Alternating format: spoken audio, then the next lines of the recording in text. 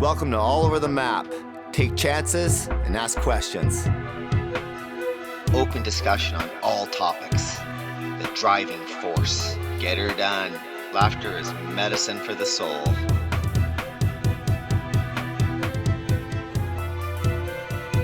It's a small world after all.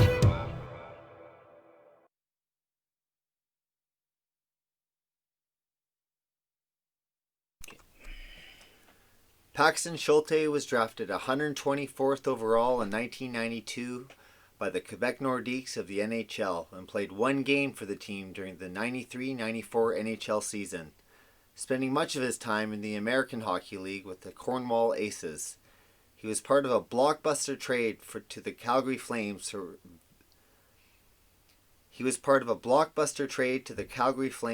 Vesa Viitakoski. He was part of a blockbuster trade to the Calgary Flames for Vesa Viitakoski.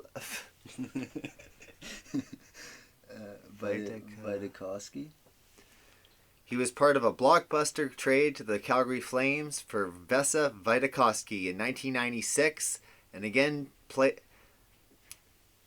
played mostly in the AHL with the St. John Flames. He did manage to play a second NHL game for the Calgary Flames in 1996-97. He moved to the United Kingdom in 1998, signing for the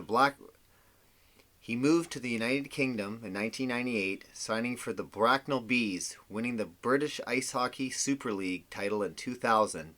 He then moved to the Belfast Giants for the 2000-2001 season and made a huge reputation with the team, winning the Superleague title in 2002 and the playoff championship in 2003 winning the Super League title in 2002 and the playoff championship in 2003, and gained a huge following with the Giants fans for his toughness on the ice, but more so for his huge heart and presence off the ice. He returned to America in 2005, playing in the Central Hockey League for the Amarillo Gorillas and the Tulsa Oilers. He retired in 2006 and is currently spending time on his father's beef and buffalo farm in Conway, Alberta, near Edmonton. He has 2 sons and a daughter. Schulte returned to Belfast to play in a testimonial game for his friend and former Giants teammate Todd Kelman on March 13th. Schulte returned to Belfast to play in a testimonial game for his friend and former Giants teammate Todd Kelman on March 13th in 2007. His number 27 jersey was retired on March 9th, 2007 before the Giants game against Newcastle Vipers. You can get that up, right? All right, I'd like to welcome Paxton Schulte to All Over the Map. Extremely grateful to have you on today, Paxton. So, we might as well start off with a pretty serious question to kick things off. So who's your favorite character in Dumb and Dumber? Dumb and Dumber? Oh, I don't know. I try and live my life just like both those guys, Lloyd and Harry. They're two of the people that my life is pretty much based around at this point. So I can't go wrong with those guys. I always wanted to groom dogs, and I think I can see myself doing that in the near future. Oh, the Shaggin' Wagon. Oh, yeah. Yeah, Shaggin' Wagon. That's what it is. That's a good idea. It'd be rude if you didn't. Yeah, no doubt. Right on. So anyways, let's hear all about your childhood growing up in Onaway, Alberta, Canada. Well, I'm actually sitting in my grandma's house right now where I grew up and spent lots of time eating bread and homemade bread and homemade jam. So I'm right here on the farm where I started it all. I think I wanted to be a cowboy / farmer when I was growing up. We have had the dairy here, beef and buffalo, not far from the rink, Onaway, where I still sharpen skates in the evenings, just as a community service kind of thing. This is where it all started. The hard work, the dedication, my parents, my grandparents. And here I am, like I said, full circle, living in my grandma's house, and my grandpa since they passed away, on the farm where I always loved being. And, you can step outside, see the stars, hear the cows, smell the shit, it's all good. Got a few buffalo Dad does now again. And So yeah, you can chase a buffalo anywhere it wants to go. I'm envious. Connecting to nature, the best. Well, You know. you're always welcome here. Oh, thanks, man. Bring that Irish guy here when you're biking up here, and we'll have a few pints and sit around the bonfire and reminisce about how good we thought we were. Oh, geez, yeah, sounds like a plan. Perfect. Yeah. So, what age did you leave home to pursue your dream of playing in the National Hockey League? I started, like I said, I tried to play a higher level of hockey here in Onaway. Like you said, it's a small community, so your talent is high and low. Tried to go to St. Albert, where we're zoned now, but even with fudging my address, they found out. So I came back to play Pee Wee. My last year Pee Wee, I played Midget D. I guess they call it U18, so it would have been like U13 at the time, and I was playing with U18s. I left the first time when I was 14. My parents gave up my guardianship so I could go live in Edmonton with my aunt and uncle. My mom still cries today. She still questions herself about it, but I told her I'd love her even if she hadn't, and so that makes her happy. But truly, at 17, I went to Schulte Park, played with the Crusaders, which is Tier 2 or Junior A, and got a scholarship from there. Then North Dakota, left North Dakota, went to Spokane for a couple of years there. So 14, I guess, truly is kind of when it started. Still able to be home on weekends and see my parents and be on the farm. And then 17, I was away from home just an hour, which is lucky for most kids. I'd say grateful in that sense. Some kids go, hours, and now academies. So yeah, it's 14, 17, somewhere around there. So what kind of hazing or, let's say, bullying did you endure that first year away from home, or was that a non-issue for you? Well, like I said, as a 17-year-old with the Crusaders, I think the only thing I can truly remember is, and I hear stories about guys having to gear down and everybody into the can. We never geared down. We were in fully clothed, but I think there was 5 or 6 of us. We all had to go into the washroom, and we came out and we told a joke. If the veterans liked the joke, then we got to stay out. And I guess I was lucky because everybody had one shot at it, come out, told my joke. They didn't laugh, so I had to go back in. One of the veterans told me a joke, and I came out, I told it. The veterans laughed, and so I was out of there. Other than that, for that year was nothing. North Dakota, I know it's frowned upon, the underage drinking, but we had I think like 13 or 14 stations. We all had to do it, and that was it. And then in Spokane, even though I was as a first year veteran rookie, 19-year-old, we were just made to load and unload the bus. I never saw any of this stuff that's come out or spoken about.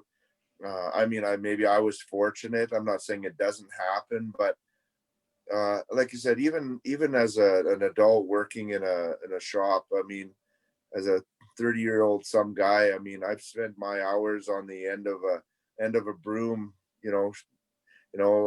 cleaning up in the shop, emptying garbages, and that's just the way it is. I think some of that's is a rite of passage, and learning that, if I have to do the shit jobs, it makes you better so that you don't have to be doing that kind of thing, like almost an incentive.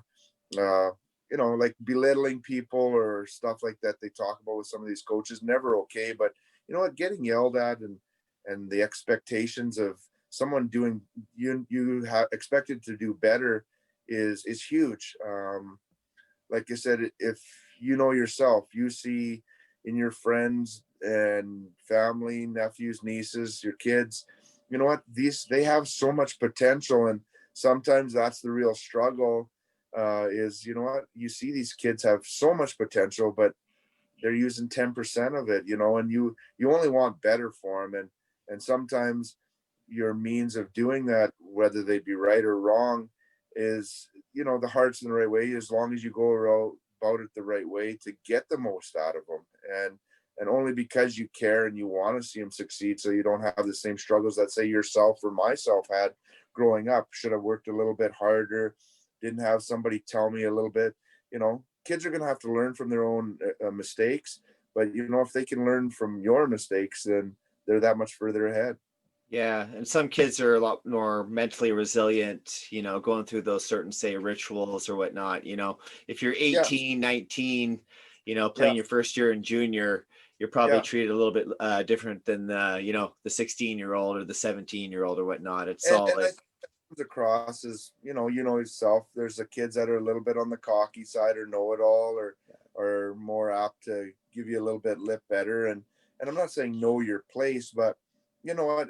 I was always the respect your elders, and then saying that your elders have to be respectful back. They're not going to ask you to do something that's going to compromise your self values or who you are or what you're trying to accomplish. 100%. Yeah. So I guess, how did it make you feel when you saw other players being treated poorly by other players, and let's say the coaches as well? Was You that know, ever a I, factor in your you know what? career? I don't think I ever saw that so much. I know that Bob Bob Hartley, like I said, he was different with his English and his French guys for sure. But as far as the coaches and stuff, like maybe I was blind to it or whatever. But like I said, I don't think anybody. I don't want to say got what they deserve, but like some of the kids, like I said, a little bit lippier, a little bit cockier. You know what? They were pushed and they were maybe made to carry an extra bag here and there, and so on and so forth. But the hazing or even the coaching stuff, like Brian Maxwell is probably as hard as anybody, and I was one of his favorites on to him, and he worked my ass off, but nothing that I would have ever regretted or not done as a coach myself to get more out of another kid, right? And you find those guys. You have guys that are hard on themselves, guys that need to blow sunshine up their ass, guys that need to be shown on the board and on the ice, guys that can be told once and they learn from that. Um, like I said, everybody learns. You're a people manager at the end of the day, as a coach, as a parent. You have, like my parents said, all us four kids we're all different, right? Yep. Some of us, were real emotional. Some of us, you could whip us and beat us, and we'd work harder and run them so you couldn't breathe anymore. And other ones, you know what, they just run free and accomplish what they needed to on their own. Absolutely. Yeah, and human beings are driven on the emotions, right? So, some I'm guys are in, more emotional than others, and they take it a certain way. You can either use it as a motivating factor or yeah. let it take you down. So it sounds like I don't know, you're one of the lucky ones. It seems like a lot of these guys we talk to are, they've been through the gauntlet. Getting. Yeah. I know I was in that bathroom with there was 8 of us. Yeah. I was the vets didn't laugh at my joke. I think I was too scared. I was in there for about 2 hours. So one guy was having a panic attack, and holy Christ, I was trying to keep it together. All our clothes are tied in knots and sock tape and whatever. Yeah, But and you know what? And I know, like, guys have told me that. I'm like I said, I'm not blind to that it did happen. Like I said, and this is terrible too to say, but I think that we came from a time when we were more resilient, and the expectations, we were expected to be harder. Men didn't cry. I'm super emotional. I cried when I got penalties when I was in Pee Wee. Like I'm still emotional. I see my son. Or you remember when Armageddon, the scene where the guy comes and visits his son for the last time. He hands him things. Says, "Oh, like, I just want him. Who's that? Oh, he's just a salesman." And then when he lands, the mom's there and says, "Oh, that's your dad." And the recognition that he's done something good and something to be proud of, and the son comes over. I mean, like I said, I think we all want to be loved, and I look to approval from my parents still now. Like, I buy a car, Dad, is this a good deal? Did I do a good job? I think even troubled teens or people, or some days, all you need is a pat on the back. You walk by something and they drop an orange, their purse, bag, you pick it up for them. Might mean all the difference to them in their world, and save them from doing something that they would regret later in their life. I mean, we all have that opportunity to be positive. And I was talking to my son today, and we have lots to be thankful for. And I'm not saying people in a wheelchair have it less, but I'm lucky. I can go to work and put on my shoes each day. And as much as I hate sometimes sharpen a million pairs of skates a day, I'm able to, right? I mean, you're able to be here and talking, and for the most part, all my family's healthy. So as much as the mornings and the depression bother me, and it's hard for me to get up at the end of the day, I've still got it better than 90% of the people in the world. I mean, we live in Canada, right? What on earth could you ask for? Exactly. Yeah. Truly blessed, really. I mean, if you look Really, at like, other places in the world, it's we're very, very, very blessed for sure. when I'll just tell you a little story quick. When I first lived with Valari Bure, Okay. he would tell me about how he'd wait 2 hours in line in Russia to buy a single tomato and then eat it like an apple. When we were at our billets, there was Pavel was there for a little bit, skating with us. His dad Vladimir. I'd take my potatoes. Valari would hand it to Pavel. Pavel would hand it to Sergey. Sergey would take what he wanted, and the boys would take what they needed. I mean, things have obviously changed a lot since when we played 91, 92 in that area. But you know what? That's how it is and still is in some countries and just some cultures. Yeah. That's a good point. So, growing up in Edmonton, were the Oilers your favorite team growing up, and who was your idol? I would have to say, yeah, the Oilers. They always have been, even when I was traded to Calgary. Crushed my dad to wear a Flames hat for a couple of years. But yeah, the Oilers, I was there in the glory days, got to win them one Stanley Cup when the lights went out in Boston. They came back for game 5. Should have swept them, but Dad somehow had tickets in the nosebleeds, and we were lucky enough to be there for that. Gretzky was a phenomenal player. I mean, you could pick, I think one year they had 13 All-Stars, including their coaches. So how do you not idolize guys like that? I mean, nowadays I appreciate, McKinnon, Draisaitl, McDavid, Crosby, Lemieux was amazing. I've grown to like Fleury as a French goalie. His positive and his compete are amazing. There's so many guys out there that have lots of guys that are drafted high, but lots of guys that have come from nothing and made careers out of stuff because of their hard work. There's a one I look at. It's Wayne Goldstein's his name. Talks about talent and no talent. I'll send you the link later, and how guys with work ethic and no talent go further than those guys with talent and no work ethic. And so, I mean, so much of what we do in our own everyday lives is really up to us. If we're able to and healthy, we have so much to go forward with. I can use my depression as a crutch and say, well, I don't want to go to work because I'm depressed. But at the end of the day, you know what? I can get up. I have my hands, and like I quit hockey at 16, like we talked about, leaving home and stuff like that. The pressures, never from my parents, but from within, and the learning from my dad that if you work hard, that things will work out for you. But at the end of the day, and we talked about this in one of our conversations when you called me, is if you're a diabetic, you take insulin. If you're iron deficient, if you have depression, you may or may not take a medication to get you through the day. But if one pill makes your life and everybody around you better, so what? It's no different than a multivitamin. It's not a disease. You can't catch it. You know what? Ask me how I am. Yeah, I'll tell you I'm good today. Or, you know what? I have dark thoughts and I don't want to be here. But you know what? I have my son. I have my dad. You know what? I have podcasts where people actually care to talk to me. I don't know why, but you must have issues too. Oh, huge issues. Well, we're both born in July, for Christ's sakes. We're sensitive to cancers 8 days apart. Jesus Christ.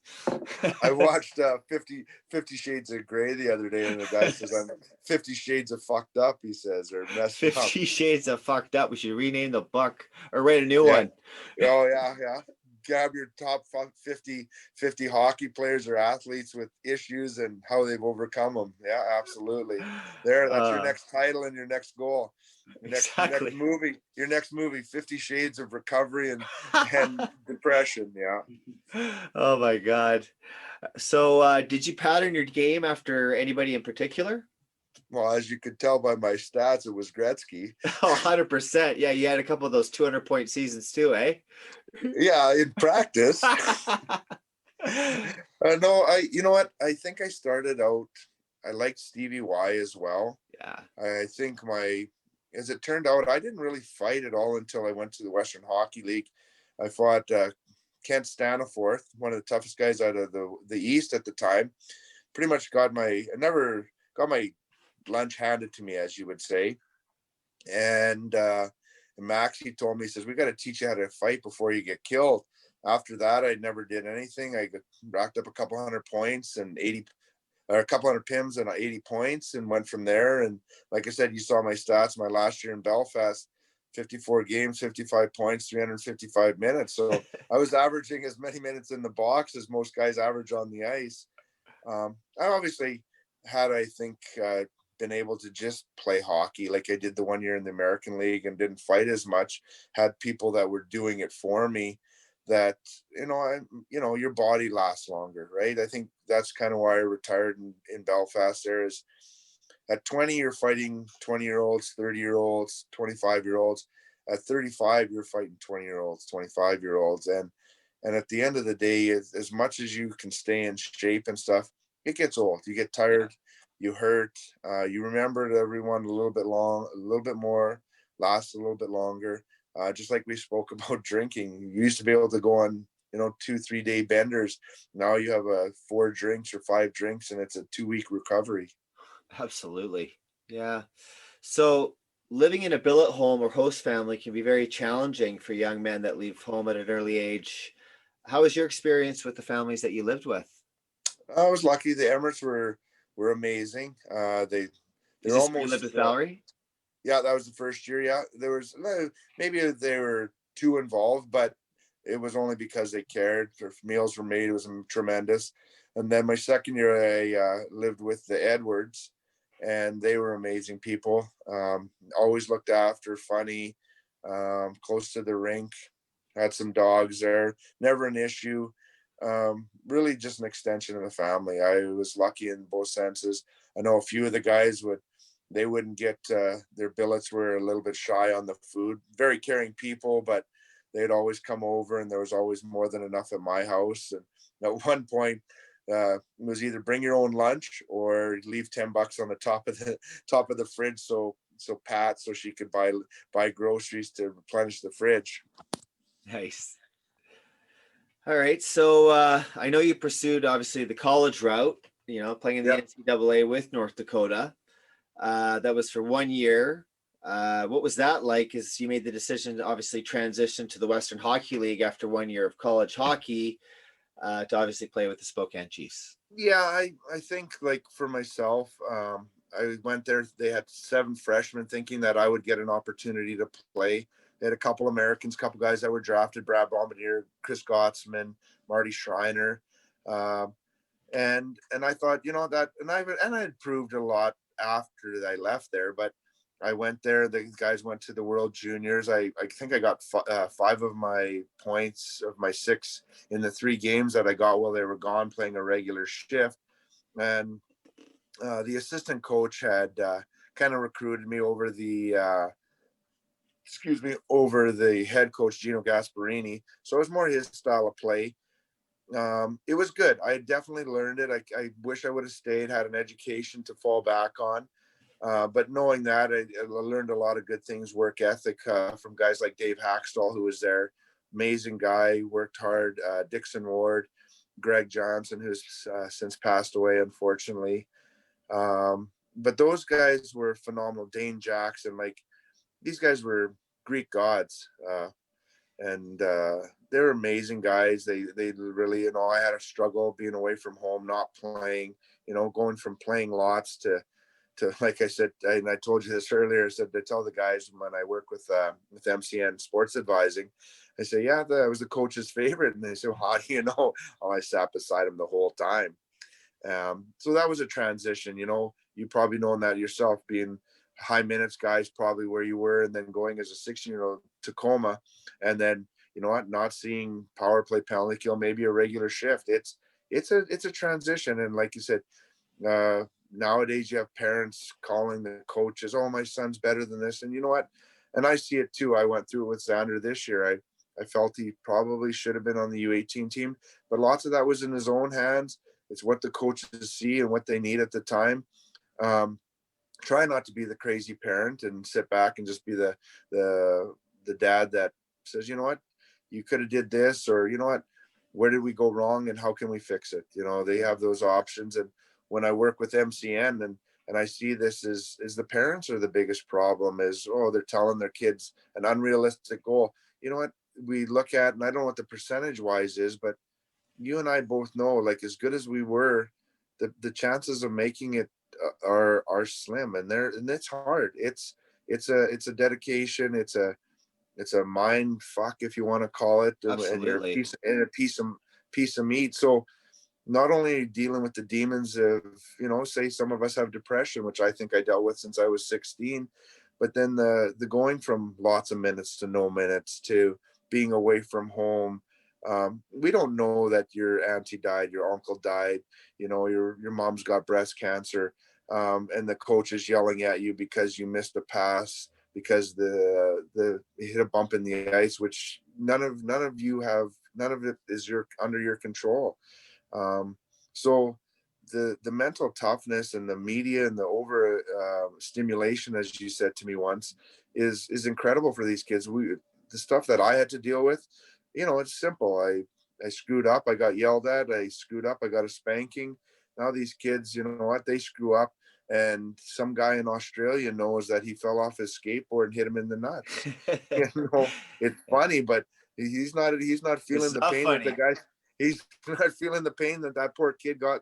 Like, you don't know this, or you see part of some of these things, like a policeman arrests somebody. We didn't see the part where the guy spit in him, kicked him, hit him, and then finally he snaps because a guy pulls a knife that we can't see. Do we see the whole truth? Do we know the whole truth? Mark Twain said, you can't believe everything you read on the internet.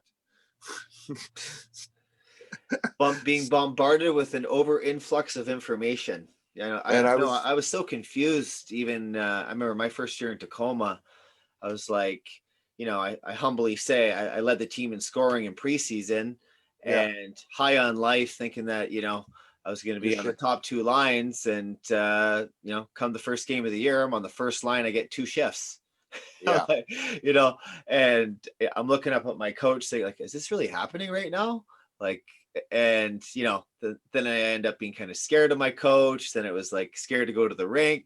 That it was like, just perpetuated, and I was then ultimately led me to, got hurt, and then in and out of the line. I was like, where do I belong? Where do I fit in? And that happens to a lot of players, and so fortunately not every player, but sometimes, you use those.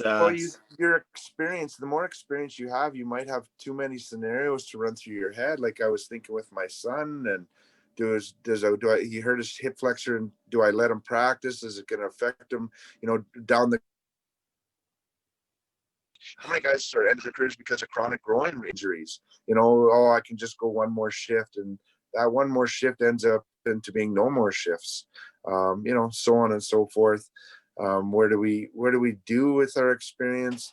Like I said, talk and simplify your life. Like, I go to work, I come home, I eat, I poop, I watch TV, I'm good. Like, I don't need to be trying to contact all my friends and reply to all their little memes. You can like them if you want, or just scroll through them. You don't have to please. You can't please everybody. You're not pizza, No, it's all about setting boundaries, healthy boundaries. Yeah, healthy boundaries, right? And it's so true. If you take care of your health, then your work's going to be easier to get up. I'm able to do this. I don't spend too much extra money on buying shoes I don't need, so I can, have a phone to communicate and talk to you and put out messages, or life experiences. Like I said, all your stuff that you've done with your riding, you're all over the map. broadcast, if it makes a difference in one or two people's lives and they can take something away from it, you've done your part. And they know that you're there to talk to. Like I said, you know what, they'll send you an email or a Facebook message, or me, and maybe I don't know them, but you know what, yeah, hey, that's a great idea, you're doing this, or yeah, that happened to me, this is how I handled it, and I've seen other people handle it like this. I mean, in that sense, I guess the the younger generation, if they're willing to reach out and take some criticism and learn from other people's, they have way more options. Coaches themselves, pulling drills, even if they don't know what they're doing, the kids can learn from them because they are doing the drills. My dad, when he coached me, it was line rushes or you screwed up and you better bag skate. So we have the knowledge is there. If we're not sure about how we're fixing something or how we can help, we can read about it now. Yeah. Yeah, all the information is there at a tap of a finger. Siri's a pretty good girl you can ask questions to too. She's got a couple answers up her sleeves. She's giving me a few questionable ones, and I don't know about them. Yeah, no kidding. Some Must of have been them on go a bender. sexual. I'm like, what the hell is going on here? Which I didn't ask that. I have no idea where that donkey and that whip came from. Exactly, and that red gag ball to go along with it. Oh no, that's standard issue. Or that was Pulp Fiction when they brought out the Gimp. Oh, it's the poor Z. What Bad a scene. bad situation. Yeah, I had a few nightmares about that one. So, do you ever regret leaving college to play in the WHL? I think now that I'm older, I think I see the necessary for knowledge and like pursuing a secondary of some sort, whether it be say like advertising or film or communications, or just having something. People, as bad as it, I spent 20 or the better part of my life, even now, with the knowledge and gaining and of hockey, but I don't have a degree. So if I can't hang it on my wall, it doesn't mean anything. We came from a day of hire, name hire, like, oh, Paxton Schulte is a good guy. He works hard. He's a farm kid. Put him on a tractor and he can. Now you need WHMIS, you need your health and safety, you need ticket setting. How many people do you know that have degrees that aren't knowledgeable? They, like you could, they're, I don't want to say they're not knowledgeable, because they do have the knowledge. They've spent the time, they put in the dedication, but because you read something and you have a degree doesn't mean you know it. No. And it's all about perspective and perception too. At the end of the day, education is actually derived from the Latin word educo, which means to draw from within. So at the end of the day, we got so much knowledge inside. It's going through life experience, the great university of life, so to speak, out there. And it's just my humble opinion. The educational system out there right now has a lot to be well, the said practical for. stuff. Yeah, like you said, you can put guys on the moon and know how to do that, but really, like you said, you need to be able to change a tire. You need to be able to read a person. You need to be able to know that, like, everybody's a good driver until something goes wrong. Yeah. And the only way you get experience is by having bad experiences. Absolutely. Right? Yeah, learning from adversity. Yeah, like I said, and when we talk about this, because I worked a lot of time in construction, they're always tie off here, tie off there. Well, what do the scaffolders tie off to? We always joke about the sky hook. Well, there's no sky hook, but yet they're supposed to be tied off, right? Little things like that, yourself, like, yeah, we can do this, but and safety, and it sucks, is it only really matters when there's people around and watching. Like if it has to do with production and it's going to take an extra half hour to do it, chances are, you're going to cut corners and lives are lost. I'm all about safety, but like you said, some of it's not the reality of it. Like you're going to reach across it or jump on a wrench or stand on a wrench to tighten it up so that, so that the pipes don't blow apart, but you're not gonna, go get a impact and then a hammer wrench and drill it. And then even that, like you said, if you've ever held a hammer wrench, I don't know if you know what that is. You know what a hammer wrench is? I don't. You're gonna have to fill me in on that one. So basically, it's a short box end wrench that's super beefed up for, say, like 2-inch nuts and stuff like that. And sometimes they're only about 10 inches long. So you got one guy holding that onto the nut, and then you got a guy with a 5 or a 10-pound sledge driving down on the other end of it to tighten up those wrenches. So if you've ever held one of those, you're trusting your buddy an awful lot there. Like, I mean, with everything you do, there's risk and there's reward. Cause and effect, action and reaction. Yeah. Yeah. Pleasure and pain. Pleasure and pain, and no gain. All compartmentalized into one goddamn spectrum. Jesus. Oh, those stereotypical replies. Christ. Cliches. Yeah. So yeah, I appreciate those answers, man. Clearly, when anyone looks at your numbers, you were an offensive threat that ultimately led you to being chosen 124th overall by the Quebec Nordiques. Yeah. Do you feel that you had a fair shake at showcasing your talents in that organization? I think, well, like I said, my year I went to North Dakota, I was rated 63rd in the draft. So that was when there was 21 teams. Had to go in the top 3. That was the North American skaters. Didn't go, understandably. Not many guys at that time were going out of the AJHL to the NHL, especially with the with the European stuff, skaters as well. Didn't get rated the next year.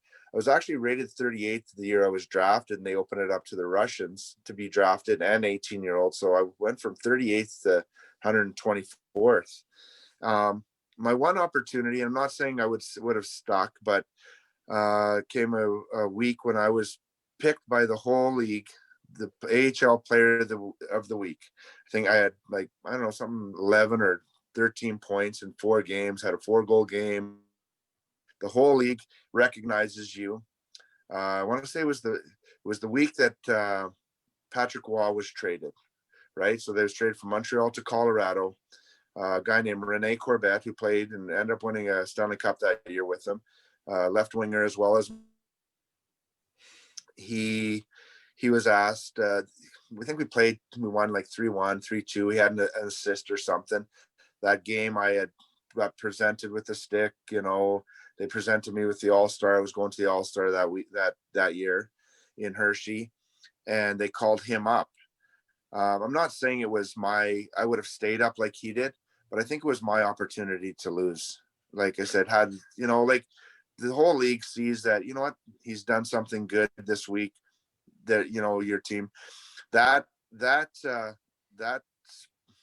fall in the hockey news, Pierre Lacroix had said, they asked him, if you had an English kid and a French kid of equal talent, who would you pick? And he said, I would pick my French kid because I'm still Pierre Lacroix, right? And that's what happened. And this is such a bad time to be saying stuff like this, but with all the racial tensions and stuff like this, had someone said, had you a black kid and a white kid, or an African American kid and a Caucasian kid of equal talent, who would you pick? I'd pick the white kid because I'm white, right? Like, there would have been an uprise about that, but because it was said as a French kid and an English kid, I think here we're very accepting of that. Is it racism? Maybe, maybe not. Like I said, at the time, and I try when I pick teams, when I coach, the best kids without any of the process and the failure, you pick the kid so that he deserves and is getting what he's worked for at the time. Not necessarily on their past laurels, but there is that. I mean, obviously, if McDavid has 4 bad games in a row and you're down 2-1 to Calgary, but he's played like shit for 4 games, you're still putting McDavid out there to try and score that tying goal. Like, I don't care. There's some of that, but he's earned it in the past, right? He's deservingly so.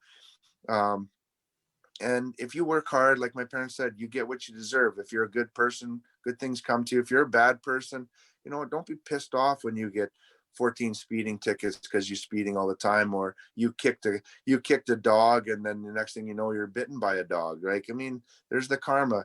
One of my favorite quotes is, character is what you are when nobody is watching. So if you're going to pick up garbage and stuff like that, and you see on Facebook, you see, oh, how many of you can say that you bought a dinner for a homeless person? Well, lots of us can, but you know what? We didn't do it because we wanted to post on Facebook. No. We did it because that's just part of being a good human. Ovechkin, he didn't care that he bought paid for a meal and bought clothes for a guy here when he was up here. You know what? It comes out, good for him, but you know what? He's They not don't need that broadcasting it. recognition. When you're giving, you don't No, need to be telling people. I think McDavid, there's two ways of giving. You know, yeah. it really to give is to receive with no expectations. Well, You know, that's the only reason to give. Like, yeah. I have a buddy who's helped me out financially in the past, and there's nothing I could ever give him or do anything for him. And he's just my friend. That's what he does. And I won't say his name because he doesn't probably want the recognition, but he does it because he just does it. It's just he's a good person, and he's done that for me in the past. It means a lot to me. Oh, that's beautiful. It's really beautiful, man. Yeah, I feel you.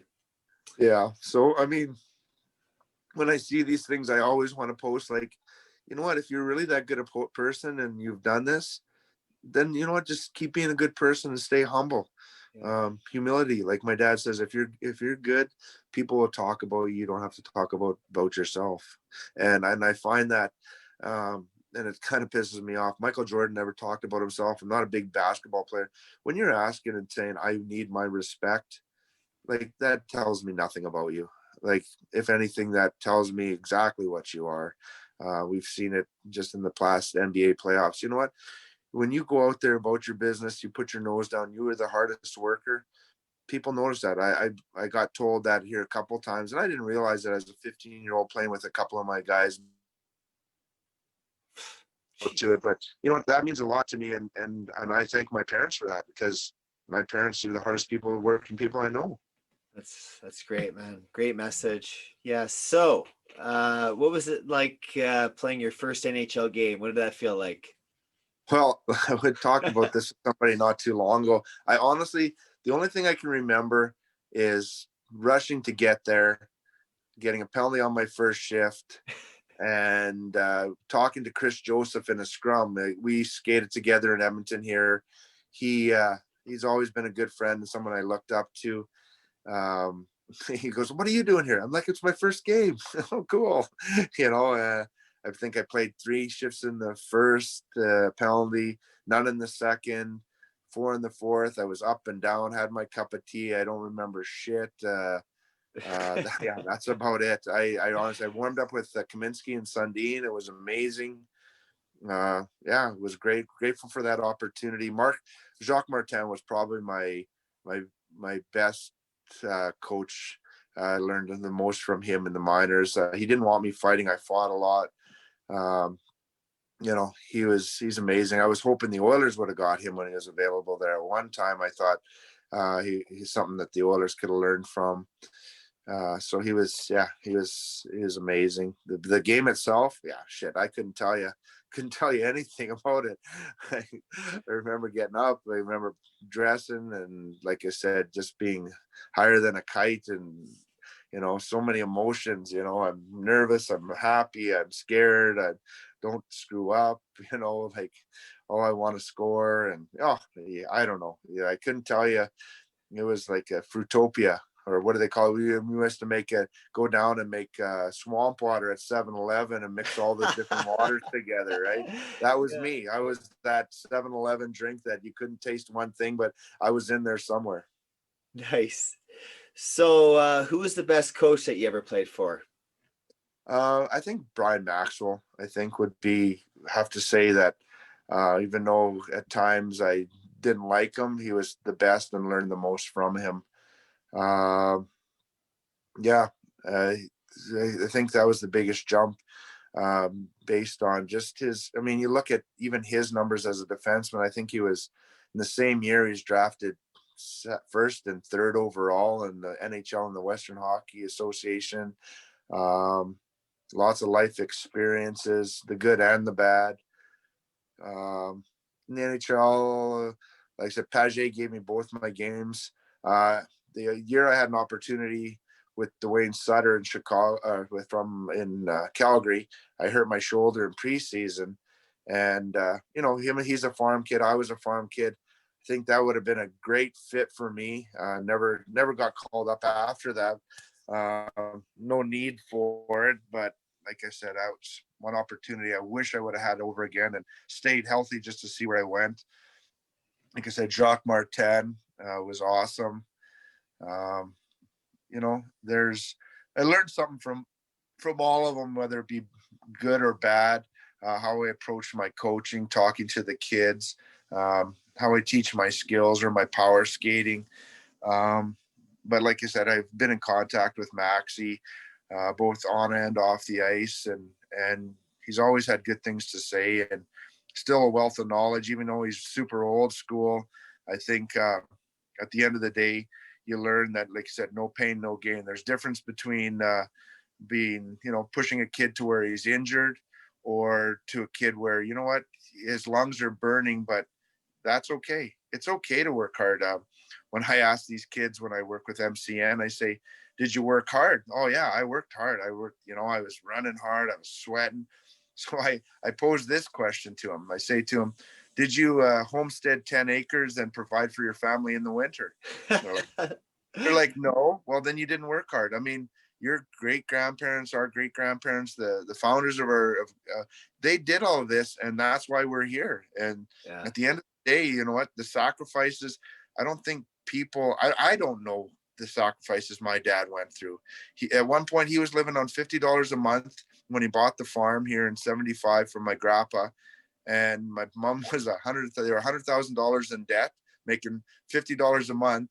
And my mom cried and threw away her wedding ring. She hated it. she was still together. And that'll be 40. What am I? I'm going to be 49 next year. They'll be 50 next year. Yeah. So they battled through it. They raised us as, like I said, all my screw ups are my own. I can take that. Nothing my parents had to do. They were loving and caring and nurtured me and didn't baby me, but like I said, they gave me. I've never gone without. Really, never gone without. I'm still not. I told my parents, I said, I don't care how much they beg me. I'm moving out of the house when I'm 49. I said. Oh boy, yeah, home is where the heart is, eh? It is, and like I said, I'm full circle and back here, and probably spent, like my grandma. There's a house across here. My sister's since moved a trailer with her husband, but my mom would work. She'd work at the bank and drive school bus in the morning and the evening. My dad would drive school bus, do all the chores, milking, and then drive it in the evening. I'd basically, even in the winter, I'd walk across to my grandma's after they'd left. I kind of was on my own, 4 or 5, from just across where I am, 100 feet into this house that I'm standing in today. Yeah. So basically, you attribute your core values, obviously, to mom and dad. Growing up in that environment's everything, obviously. Yeah, and you know what? Like, I'm not saying that living in the city is lesser, because I have lots of good friends, and you have lots of good hockey player friends that their parents work just as hard, and and I'm not saying doctors don't work hard, because you know what? You learn a lot. I'm sure a lot of mental toughness. You have a patient that gets cancer. You have, here as a kid, you learn. Xander had learned early age. That's my son. He was drafted by the Hitmen, Calgary. He learned that, some buffalo are for eating and some are for making more buffalo. Like, he's not going to be in therapy because his goldfish died and need months of therapy. He knows that he hunts now too, and you know what? If as long as you're using it and you're not wasteful, it's part of the human nature, the survival of the fittest. Absolutely. Yeah. So, best player of all time, who do you think? It's hard to argue with Gretzky or Lemieux. Yeah. It's definitely a different era. I sell sporting equipment. The goalies are bigger. The game has changed. Everybody trains 24/7. Talking about training, I'll tell you a quick story here. So my buddy Jared Brent, him and Ryan Burke are down in I don't know where. They're at a golf tournament for Garth Brooks or no, it wasn't Garth Brooks. Anyway, they're at a golf tournament for this country singer, and Brett Hall's there. So they asked Dwight Yoakam? No, yeah, Dwight Yoakam, no. He's in the movie Shoot, and I can't remember. Conway Twitty? It's along that lines, and I can see his face. He was in a movie. He played himself. I'll think of it by the end of the story here. And Brett Hall's sitting there, and my buddy Jared goes over and says, "Mr. Hall, do you mind if I sit with you?" "Oh no, come on over." So they're drinking beers and having wings. And he says, "Yeah." Brett says, "These kids these days, they're athletes." He says, they're amazing. They're training 24/7. He says, "Not me." He says, "I go to training camp. I got a burger in one hand and I got a Coke in the other." And he says, "So I walk in and they're doing the vertical test." And the trainer says, "Brett, come over here and say how high you can raise your arms." He says, "Okay." I go over there. I hand him my Coke. I raise my hands. He goes, "Brett, that's as high as you can raise your arms?" "Yep, 70 fucking times a year," he says.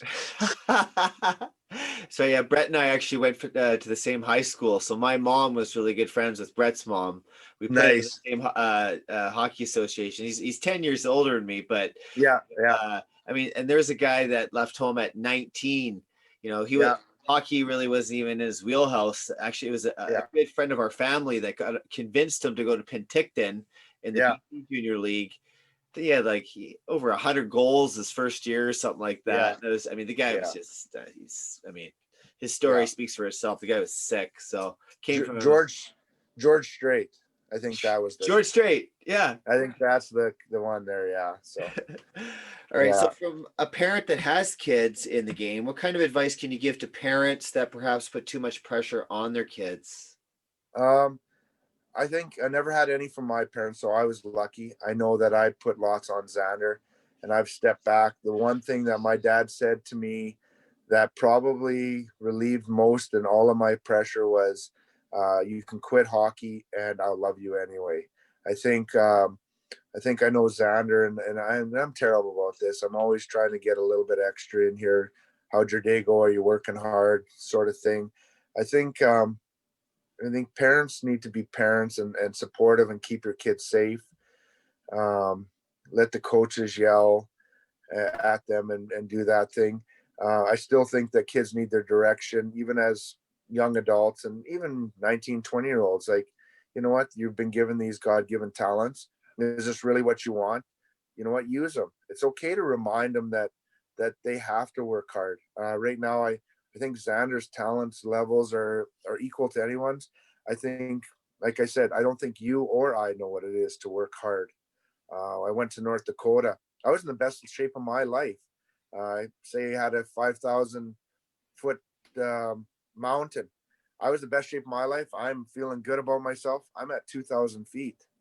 I haven't homesteaded 10 acres. I haven't provided for my family in the winter.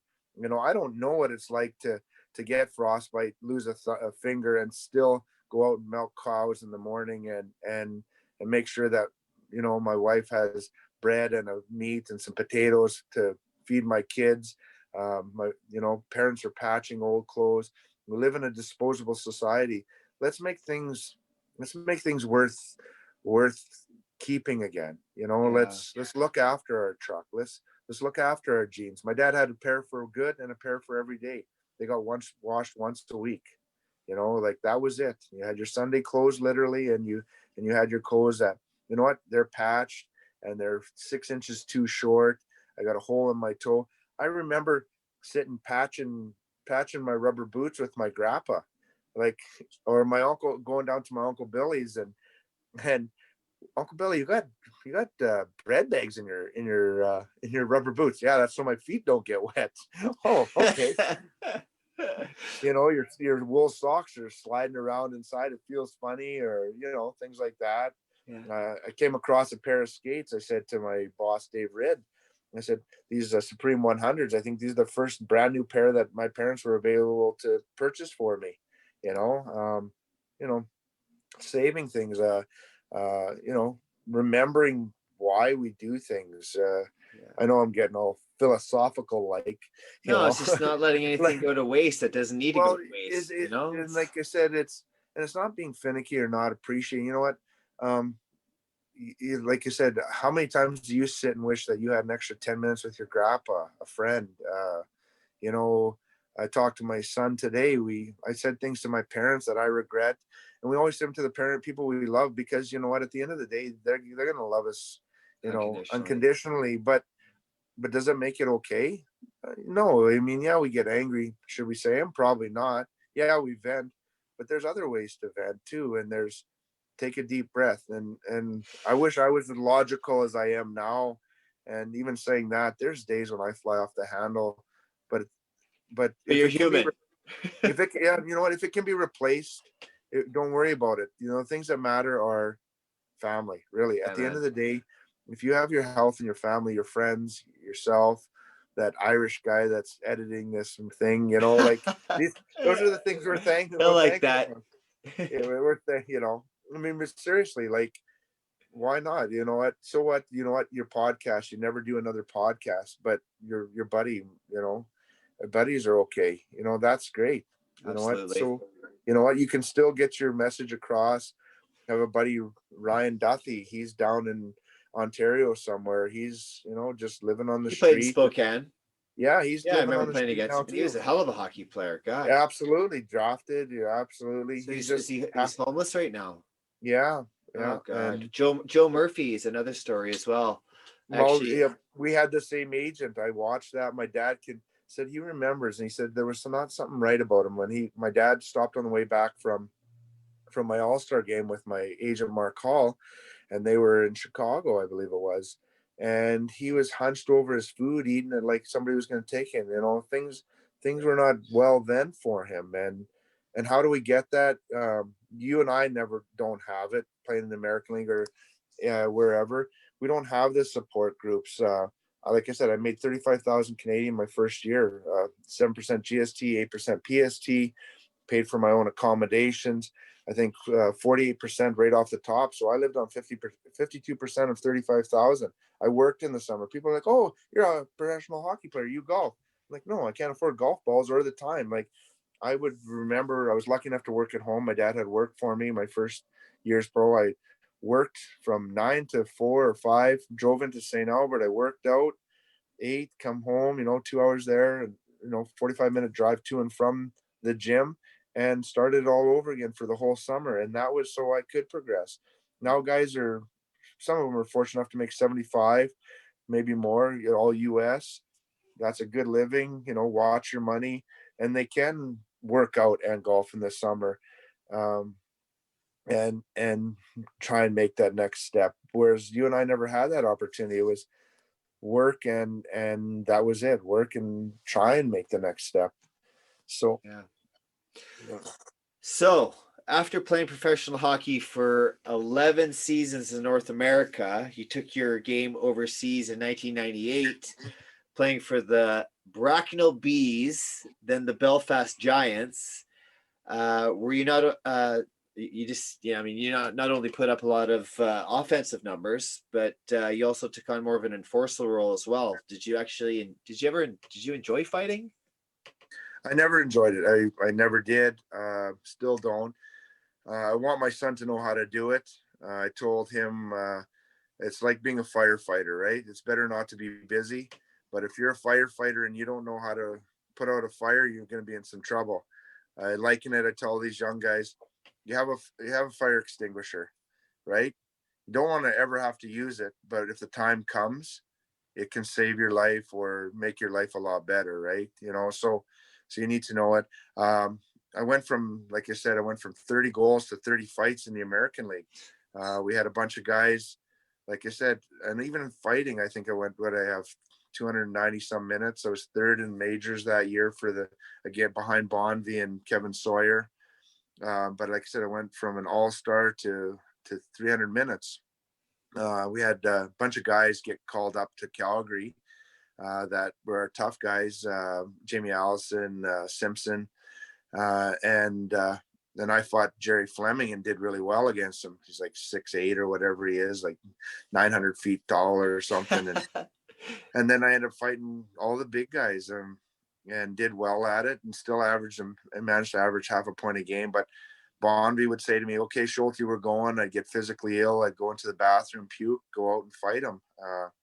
But I mean, I looked after guys like Marty Murray, Vladislav Cohn, Jared Scaldi, and and you've seen it, Ice Guardians. I mean, Brett Hull said, you know what, I like those guys. They made my job easier. And I like to think that even if some of the guys didn't like me, or the guys that I was protecting, that, you know, maybe they did at some point appreciate what I did.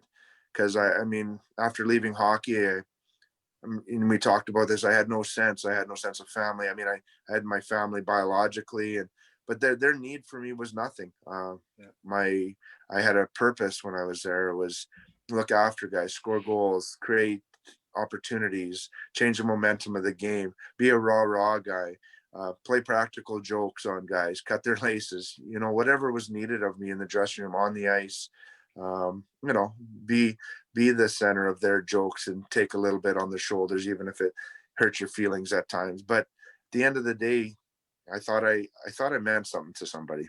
100%. Yeah, you know, you talk to so many of the guys from the past, and even in the present. You know, we have all these relationships. It's the relationships that are formed, you know, off the ice that you know, those are some of the, you know, the better memories of even, you know, Yeah, it's all good playing the game of hockey, you know, it's, you know, but at the end of the day, you become, when you're a commodity and you don't know where you're going to be from one yeah, day to the next, you know, some of those, it's the it's hard. teammates and those experiences that Yeah, we feel off the ice that, you know, have those, like those bonds, those unbreakable bonds that, you know, at yeah. this point, you know, that they're never really broken because we share some of the same, so many of the same commonalities. Well, to make light of it too, and when and like I miss the friendships and stuff. But my cousin Adam and Troy, they're like 16 or 17 at the time, kind of when I was retired there. And I said, yeah, all the things I miss most about hockey, it's showering naked with the guys.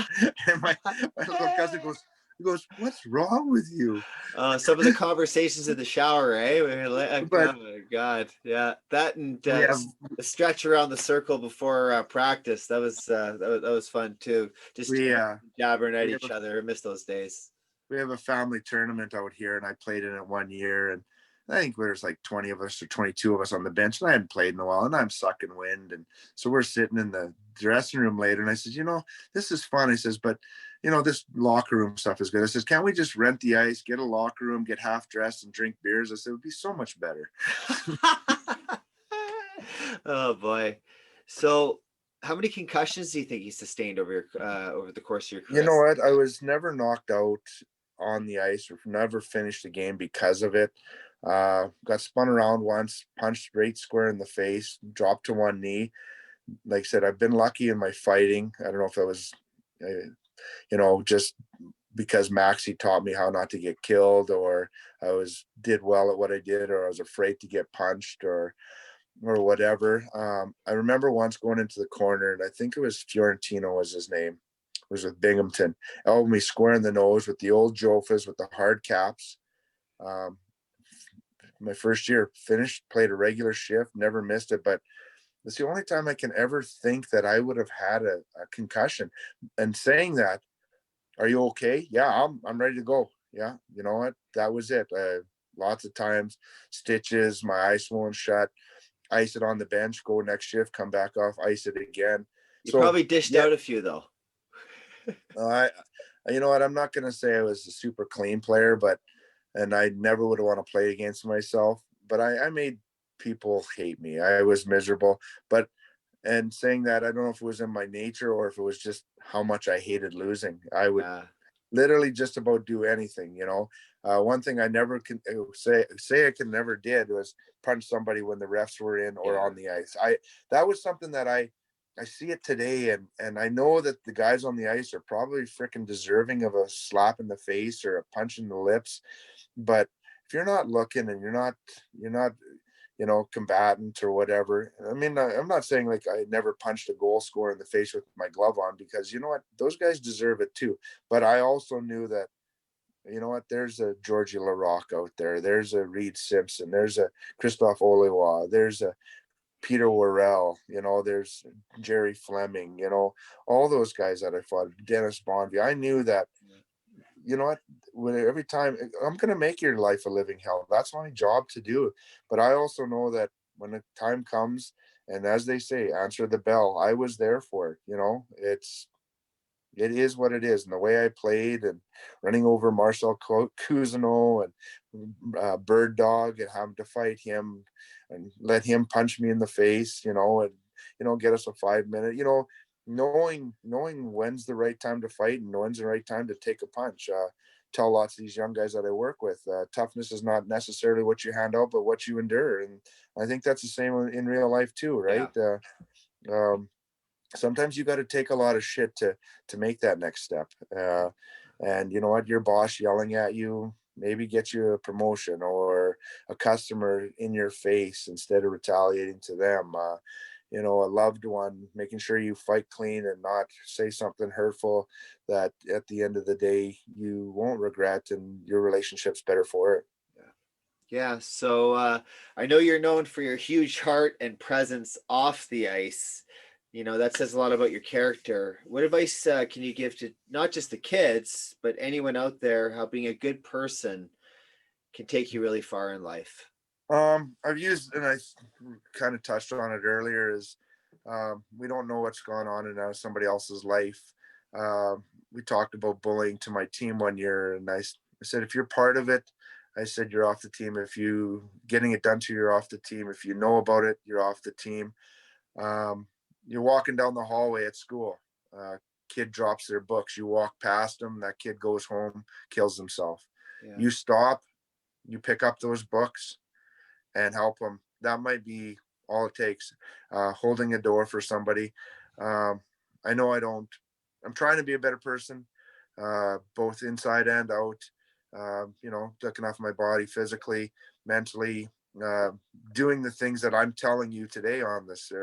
And I find myself trying to pick up a piece of garbage. Maybe not saying something that I know, like I said, and I don't think I was ever a bully in school, but did I ever do anything to stop it? If they were making fun of somebody who had bad hair, acne, maybe a little bit overweight, did I say, you know what, don't say that? Maybe not. Should I have? Probably, absolutely. I think just in general, educate yourself. Are all white people good? No. Are all black people bad? Or, are all hockey players stupid? Or, are all doctors, uh, just in it for the money? No. Find out about that person.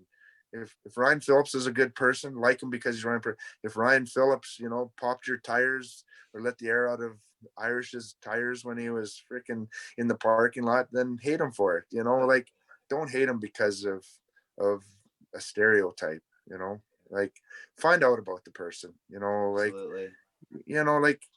Like I said, I don't know everything that's gone on in your life. You don't know everything that's mine, but if that person's been good to you, that's great. If they've been shit to you, you know what? You don't have to deal with them. Yeah. Yeah. You can always just walk away from negative energy. It's Yeah, for sure. we've been gifted with the power of making choices. Yeah. So Well, choose go out. wisely sometimes, eh? Yeah. Go out Or just and do the next right thing. like I said, with hockey players, and I'd say this to guys too, are you the hockey player that you'd want to coach? Yeah. Are you the coach that you'd want to have as a player? Find out who you are. Am I the friend, Ryan? Am I a friend that you'd want to have, or is Ryan a friend that I want to have? Be that person on the opposite other side of the fence. Figure out, oh, okay, yeah, what, they helped me out. I don't like who I am. I try to treat somebody like shit. I don't want to be that person's friend, right? Am I somebody likable? I'm not saying fit it. No, I'm not saying don't have an opinion, right? I'm just saying that's okay to have an opinion, but don't force it on me either. Yeah, absolutely. So you won the British Ice Superleague title in 2000 with the Bees. Then when you were with Belfast, you made a massive impression with the team winning the British Ice Superleague title in 2002 and the playoff championship in 2003. Can you tell the audience a little bit about that experience? Like I said, I was lucky enough to go over there and have some good teammates. Be the Bracknell, Rob Stewart, Dave Whistle, Colin Ward, Todd Kelman. Then we all went over to Belfast and we did the same thing there. I was their first signing, scored the first goal in Belfast, professional goal. We opened the new building. Great night, December 2nd. It was amazing. The fans over there in Europe, I would say, you've seen the soccer, the football, their football, very passionate. Yeah, Glenn Metropolitan was actually touching on that a few weeks back. He was, just how the chanting and the singing, Yeah, the camaraderie is just like a and whole it's culture. only grown. Like I said, they've gone through some hard times, but when it comes to giving you everything they have, when they're there, they do. Belfast was, like I said, it doesn't matter how much a ticket costs. If it's $30, 30 pounds, they'll pay 30 pounds. Or if it's 10 pounds, they'll give you 10 pounds. But if you don't have it, they can't give it, but Yeah. they will give you everything they have to make sure that you are welcome. They're very, I don't know, like you said, the hockey was an experience, but the people themselves, it says more about the people. And I think the success that I had was based on the people and the surroundings of the community and the support I had from themselves. Just feeling the love and wanting their recognition, not to say, I'm better than them or this is how good I am, but as a kid, you go out and you paint the fence and you do a good job, and your parents say, "Hey, that's great, I love you," and I think that was the same for me over there. Um, I think I gave them everything I had, and I got that tenfold in return from them. Awesome. Yeah, so was playing in Belfast, do you think your best experience in the game of hockey? And I, what's the culture like there? I the UK was people upon people, like in Bracknell and stuff like that. It was a lot of pavement. When I went to Belfast, it was more like I was used to here in Onaway, more of a North American uh, community type thing, smaller communities, people closeness. It didn't matter that I was Catholic living in a Protestant area. They liked me because I was Canadian. We talked hockey, we talked sports. Just that, like I said, just being a good person. They were amazing in the knowledge and learning about why things are there, and they want to learn about things, why they're here, and just good things. It was amazing. It was very, I want to say, North American and friendly. I wouldn't say it's probably a lot of slower pace, whereas you get to where, oh, it's all right, and they shop for each day. Their fridges are smaller. Each own community has its own pub, its own butcher shop, own little hardware store. So you know what? You actually knew your neighbors. Like when I was growing up here, I knew everybody within a 10 or 15-mile radius, everybody in my high school. Now I don't know half the people. I think we haven't taken the time to important. Like I said, when it comes down to importance, is my job important? It gives me the things that allows me to live such a great life. But at the end of the day, without my family, I mean, I would cry, and I'd cry every day if my dad died. If I lost my job? No, no. Did my job cry if I quit or they fired me? No. Would my dad cry if something happened to me? Probably. I mean, there's days when I'm sure he was pissed off at me, but I think on the whole he would miss me. Yeah. So I don't know, and I hate to preach because I've lived a tainted life at times and been a saint, and I've been a sinner. But really, when you think about the importance of things, there's some things that definitely take that we've overlooked as a society, as a in the world, whether you be Catholic, Protestant, white, black, Chinese, Muslim, atheist. There's things that we need to, as a people, come together and find the importance. Let's go out. Let's let our kids play.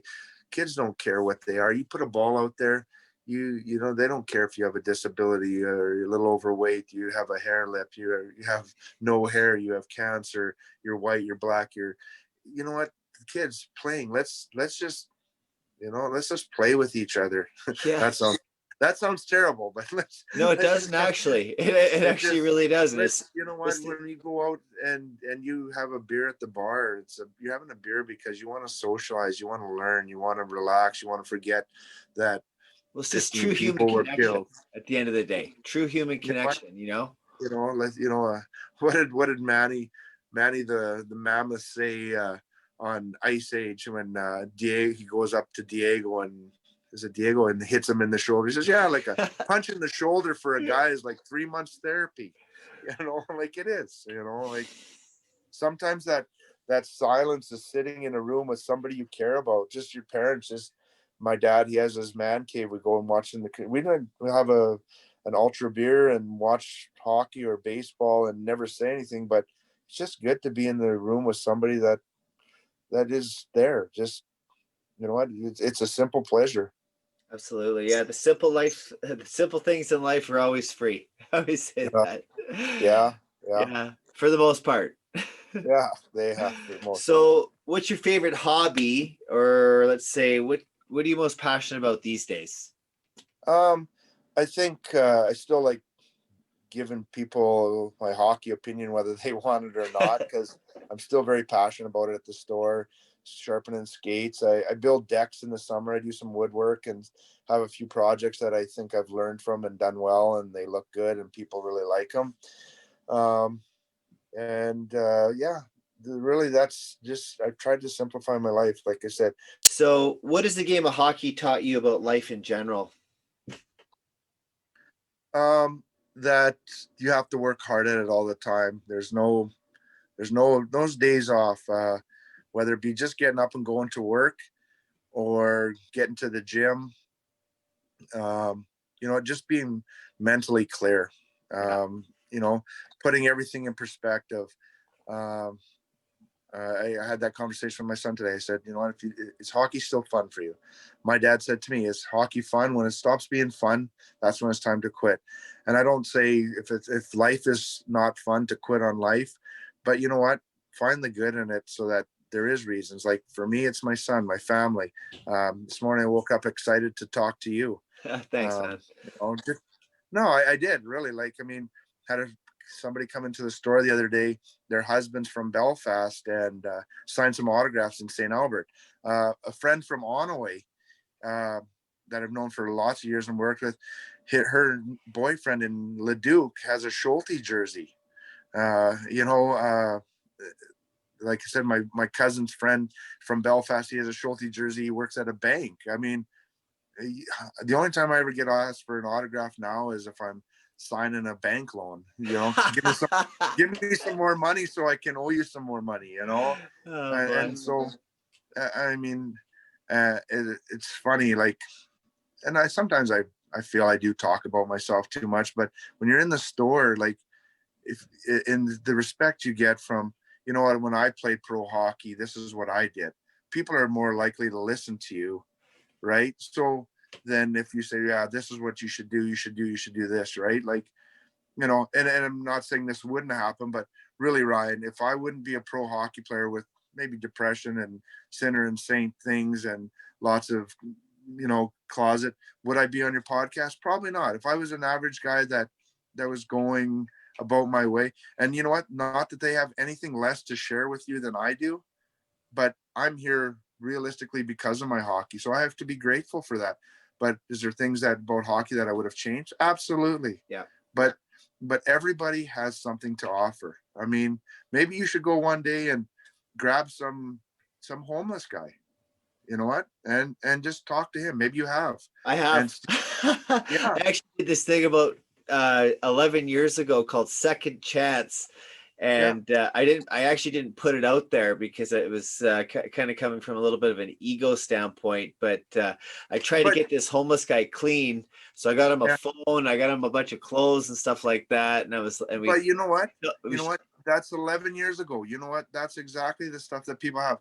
Who are you then, and who are you now? Exactly. Now it's something that would never be filmed. Now it's something, I just get a phone for a whole, have Irish interview you one day and see what the hell's in your head and why you've changed and things since then, or what's not. I mean, he knows what's going on. Have somebody else pick a stranger and say, you know what, ask me any questions about me that you want to know, and come clean with them. You know what? People love to hear that shit. Absolutely. You know what?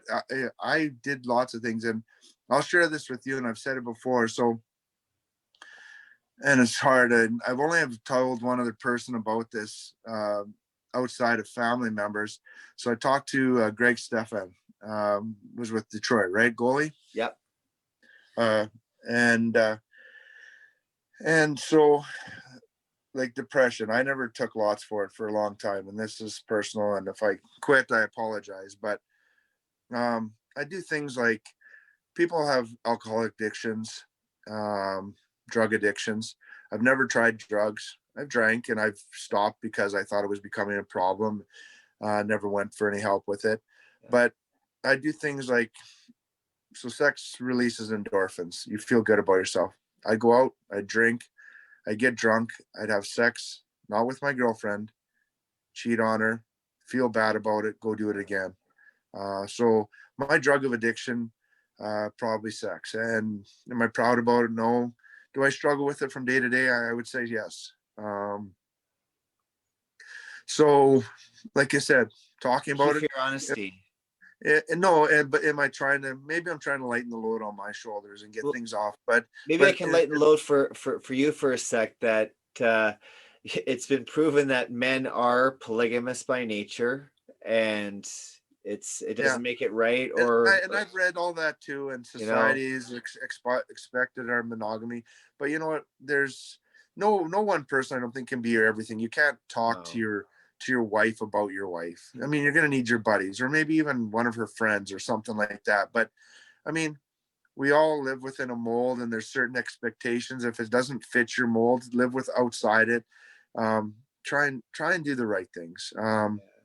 So I mean, we're all trying to battle back from our demons, and for sure, like I said, just because I didn't do drugs doesn't mean I wasn't a drug addict, right? Of sorts, you know.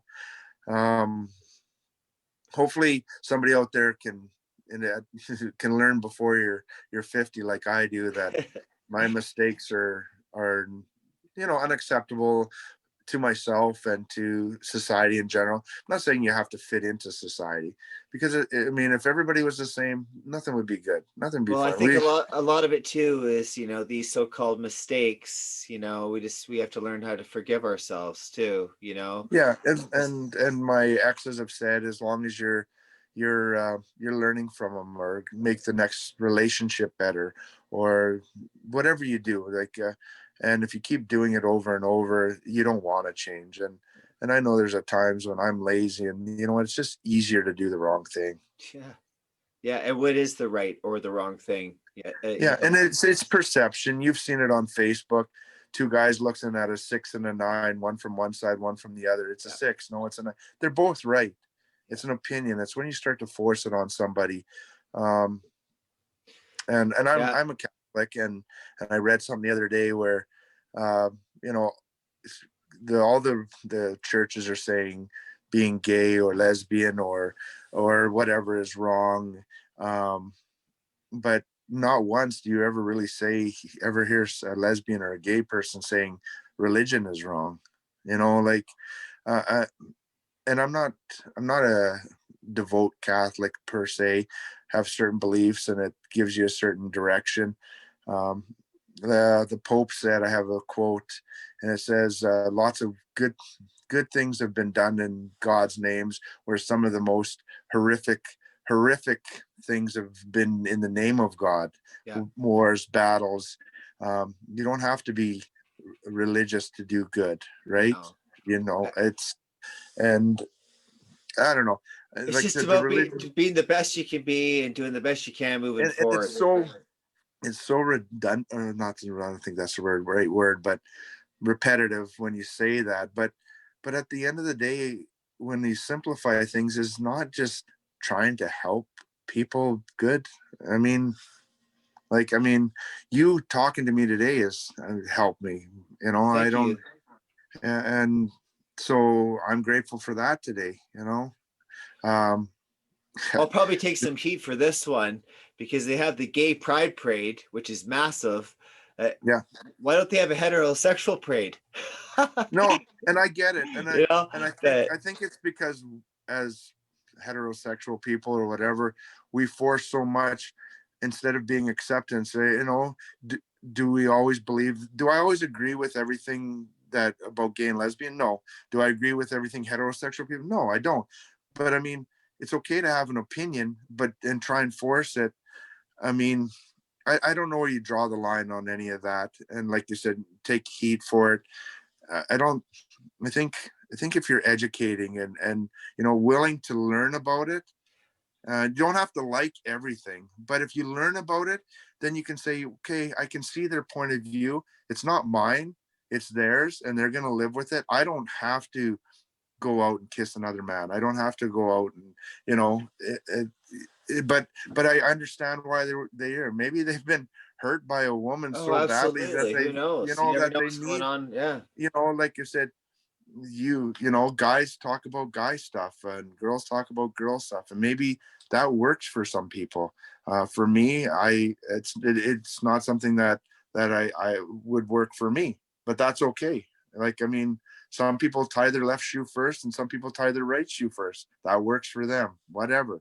Yeah. Am I gonna say they can't be my friends because they wear a black shirt with a red pants? No, that's their problem that they dress terrible.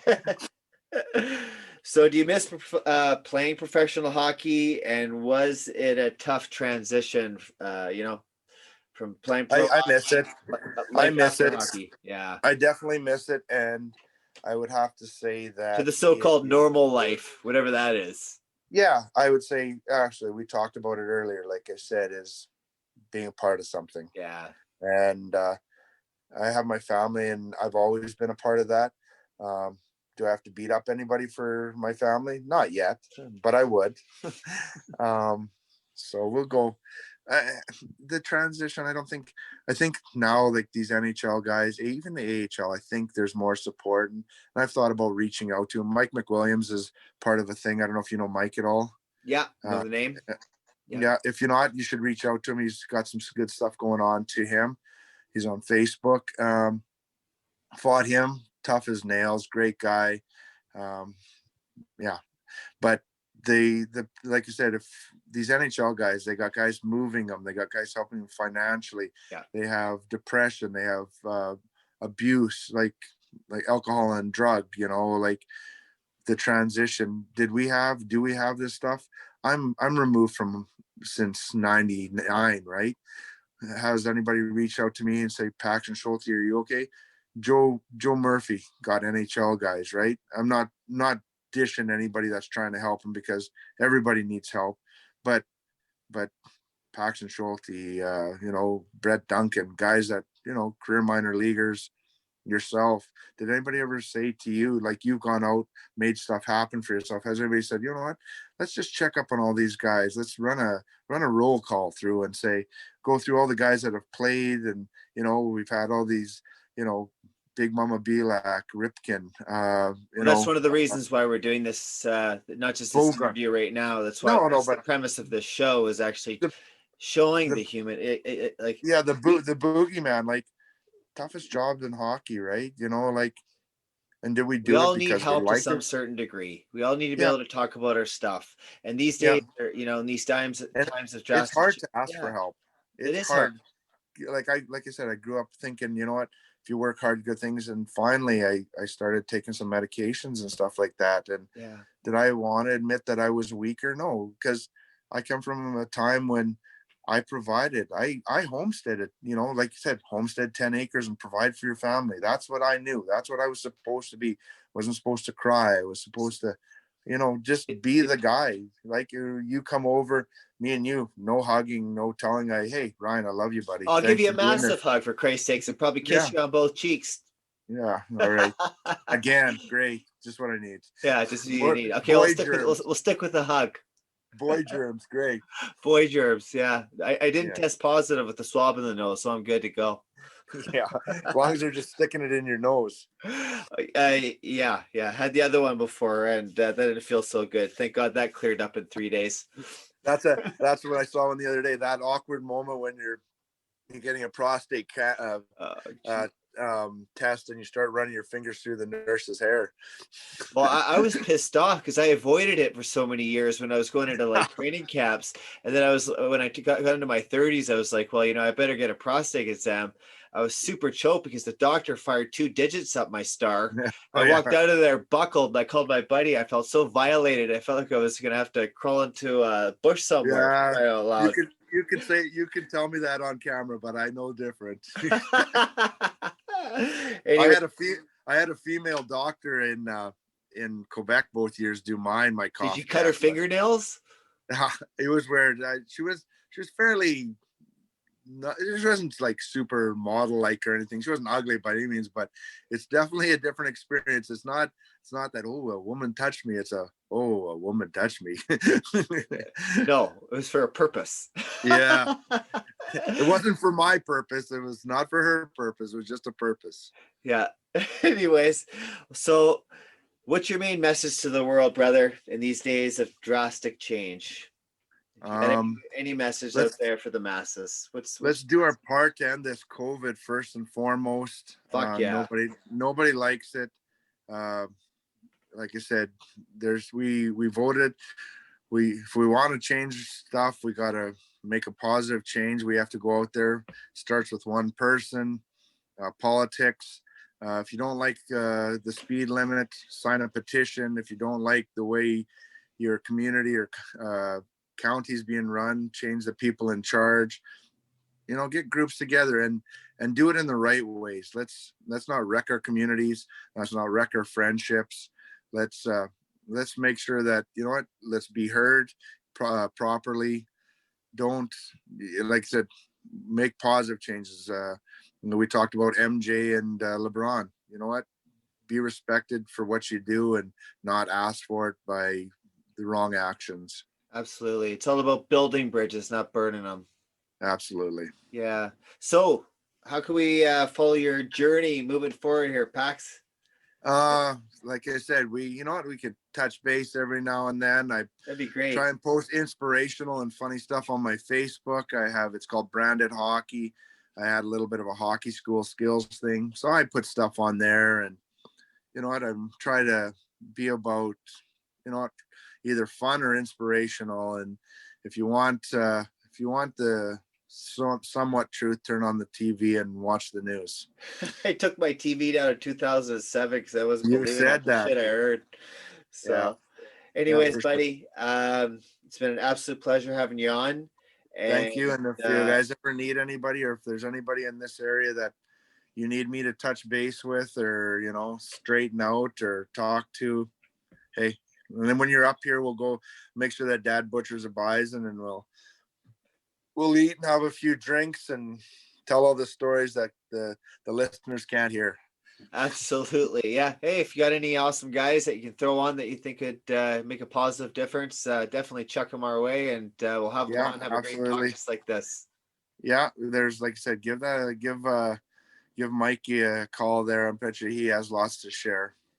Okay, Pax. Thank you very much. Really appreciate it, buddy. Take care. Thank you guys for having me. All right. Peace out. Have a great day, man. You too. Bye-bye. Thanks, buddy. Thank you. I'll call you tomorrow. Sounds good. I'm going to head down. I guess I better get going. I got to head down to Red Deer. No, I didn't realize. What time is it? About 11 your time? What time is it? 11:01. Almost bang on. Yep. So I think I got 2.5 hours to get down there for a 2:40. You can stop and take a Timmy's. We'll go enjoy some juice in the car. The outside for me. You see my outside? I see the farm. Yes, that's I don't know if you can see, if you're getting a connection. That's the barn there where I did all the milking, and that shed there. I just shot 1,000,000 pucks there, and yeah. Oh, nice. Right where the fire pit is, there used to be a barn there where my uncle would shoot baseballs or softballs at me. I'd play in net, and I'd go away crying, and then I'd come back and ask to play some more. So where that trailer was my house, and then the one behind it is where my parents are now, and yeah, all this. And this is the house and all the rest of the stuff, and the yard, and my Uncle Billy's field next door. You got a nice little compound there. Yeah, so we got my sister's 17 cats that you can see all over the place. Many? I think 17, maybe. I think it's down from a bit. So yeah, maybe you should interview her and ask her what the fuck's up with her. Catwoman. Oh God, yeah, for sure. All right, man. Well, I'm going to head out. Thank you Okay, have a guys. safe drive and enjoy your day. Hey, what's Irish's first name? Mike? Yeah, Mike Irish. Okay, good. Because I remember seeing it. So that's why I was only calling him Irish. So tell Mike I apologize for not calling you by your first, but you'll now be known as Irish. And you can say that the cup I was holding was because of you. Dedicated to Mike Irish. All right. Mike Irish. All right. Take care, guys. You too, Pax. Take care, bud. Bye-bye. Bye-bye. What a great guy.